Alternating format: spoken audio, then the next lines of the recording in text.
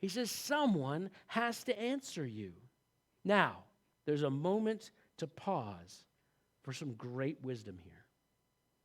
There has been undoubtedly in your life, probably this week, maybe today, a time when you felt like you just had to say something.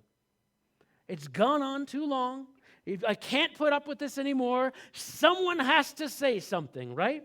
And we want to be very clear. There is a time to stand up. There is a time to speak the truth. There is a time to stand up and say something. However, I think we can all look back on a time or two when we thought that it all came down to us and we had to stand up and say something, and we did.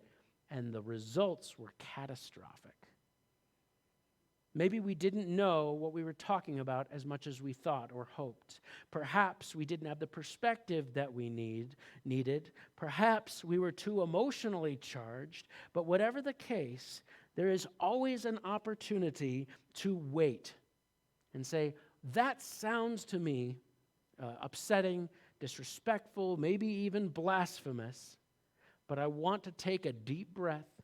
Make sure I'm listening clearly, because as we've seen, as much as Job has expressed great frustration, he has not reviled God at all. He has not impugned God's character. He's just asking questions after question. How do I fit together what I know of God and what's going on in my life?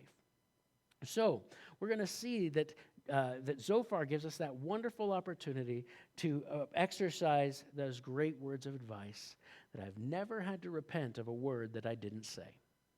Right? Or, maybe more colloquially, a closed mouth gathers no foot. Right? They're both true. And so, what we can learn from Zophar is that while he thinks, just as Bildad, but to an even greater degree, while he thinks that he's attacking Job to defend God, that he lacks the amount of actual perspective and knowledge to get involved in that discussion.